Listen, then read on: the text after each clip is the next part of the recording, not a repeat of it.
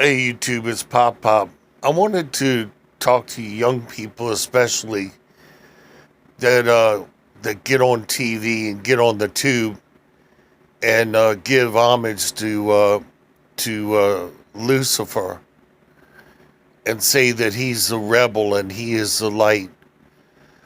When Lucifer was in the presence of God, he was the angel that covered. He was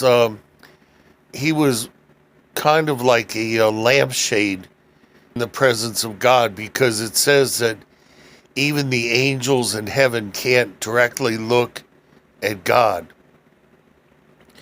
So be that as it may, when Lucifer uh, didn't keep his proper estate in heaven and caused a rebellion, he was cast down, and then his name was changed to Satan. And the reason for that is we have a change, whenever a person or a being has a change of state, there's also a change of name that goes with it. So Lucifer is no longer the anointed cherub; he's Satan. And with that in mind, when you give him praise, you're giving the author of pain and anguish praise. And when you say that you hope that he brings in his kingdom, if that were even possible, which is not, because he is a created being and he's not on equal par with God. He's the God of this world temporarily because he usurped that position. Usurped means he took it over surreptitiously. He usurped it.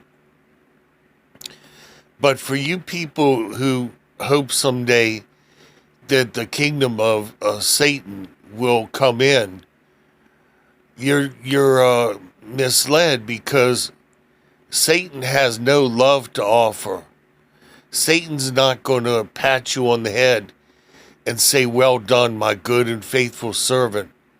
Satan's not going to inherit a heavenly place that has air conditioning and has nice fluffy clouds and all of that other stuff.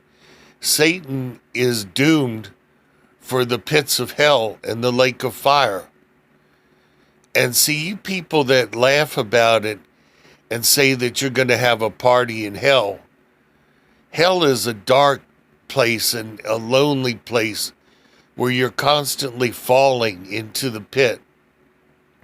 Constant falling, you're alone, you hear other people screaming. I've been with people when they die.